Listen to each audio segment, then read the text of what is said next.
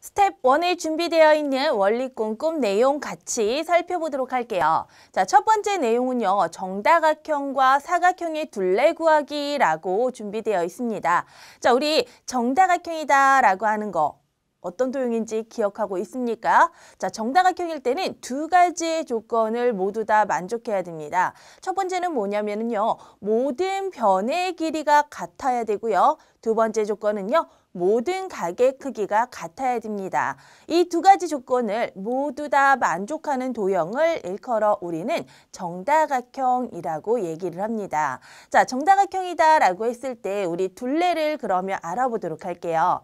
자, 지금 정다각형이라고 하였기 때문에 둘레 부분을 구한다라고 할 때 우리가 기억해 둬야 되는 부분은요. 바로 모든 변의 길이가 같다라는 사실, 이 부분을 여러분들이 기억을 해두면 정다각형의 둘레는 쉽게 구해줄 수가 있어요. 자, 예를 들어서 지금 나와 있는 정삼각형을 보도록 할게요. 자, 정삼각형은 어때요? 세 개의 변을 가지고 있는데 이 세 개의 변의 길이가 모두 같습니다. 자, 그렇기 때문에 지금 주어져 있는 변의 길이가 4cm입니다. 라고 하게 된다면 정삼각형의 둘레는 한 변의 길이 4cm에다가 그 변의 개수 3을 곱해주게 되면 전체의 둘레다라고 할 때는 12cm입니다. 라고 구해줄 수가 있습니다. 자, 그러면 우리 정오각형일 때도 한번 볼까요? 자, 정오각형이다라고 하는 도형은요. 어때요? 5개의 변을 가지고 있는데 이 5개의 변의 길이가 모두 다 같습니다. 자, 그렇기 때문에 정오각형의 둘레를 구하여라 라고 한다면 한 변의 길이가 4cm이므로 4cm 한 변의 길이에다가 변의 수는 5개. 그래서 4 곱하기 5를 하게 되면 이때는 20cm가 바로 정오각형의 둘레입니다. 라고 이야기를 해줄 수가 있습니다. 자, 그러면 선생님이 한번 예를 들어보도록 할게요. 자, 예를 들을 건데요. 어떤 도형이냐면 정십각형입니다. 그리고 변의 길이를 보게 되면 변의 길이는 5cm입니다. 자, 이럴 때 정십각형의 둘레의 길이를 구하여라 라고 문제를 내게 되면 어떻게 해야 될까요? 그렇죠. 이때에는 정십각형이라고 하였기 때문에 10개의 변을 가지고 있습니다. 그리고 10개의 변의 길이는 모두 다 같다라는 거죠. 따라서 5 곱하기 한 변의 길이 5 곱하기 변의 수 10으로 계산을 하여 50cm가 바로 뭐가 된다? 정십각형의 둘레입니다. 라고 구해줄 수가 있는 거예요. 됐습니까? 그래서 우리 정다각형일 때에는 모든 변의 길이가 같기 때문에 정다각형의 둘레를 구하기 위해서는 한 변의 길이에다가 변의 수를 곱하면 둘레가 된다라는 거. 그리고 둘레는 길이이기 때문에 주어져 있는 단위가 센티미터로 주어져 있다면 그때 정답을 쓸 때에도 센티미터로 적어야 되겠죠. 만약 미터로 길이가 주어져 있다면 정답을 적을 때에도 미터로 적어줘야 됩니다. 자, 그럼 이제 넘어가서요. 직사각형의 둘레 구해보도록 할게요.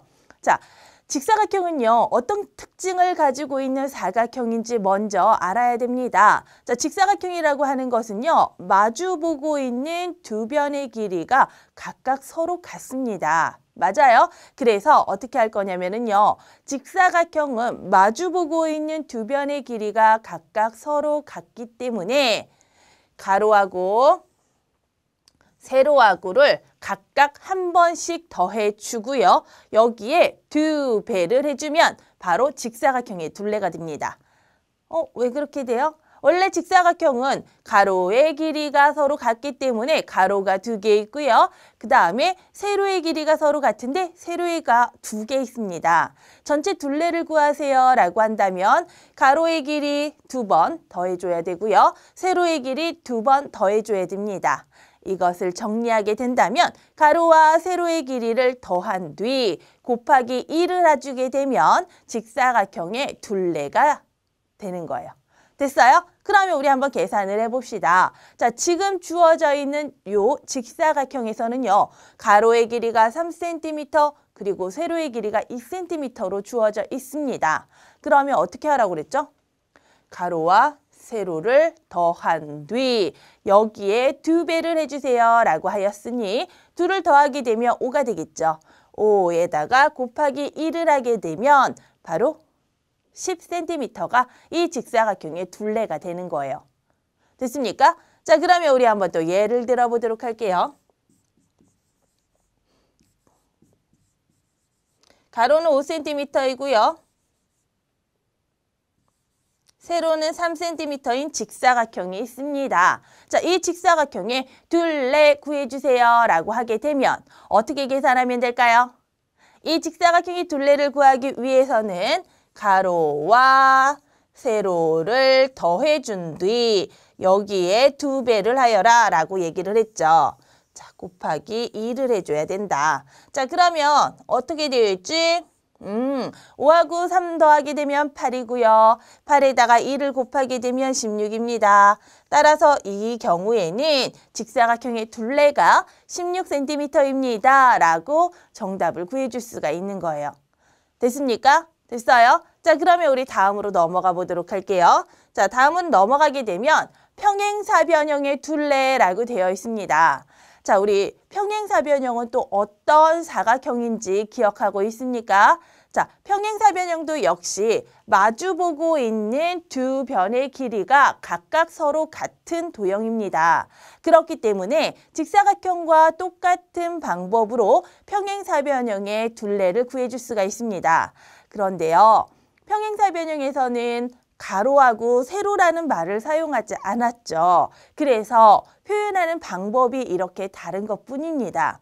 하지만 구하는 방법은 같다라는 거. 자, 공식으로는요, 이렇게 나와 있습니다. 평행사변형의 둘레를 구하여라 라고 할 때 한 변의 길이에다가 다른 한 변의 길이를 더해준 뒤 이것에 2배를 해주세요 라고 나와 있어요. 그런데 우리 앞에서 직사각형에서 공부했던 거랑 공식이 똑같죠. 한 변과 다른 한 변이라고 표현한 것뿐이고요. 한 변 대신에 우리가 가로, 다른 한 변 대신에 세로를 낸다면 구하는 방법은 동일합니다.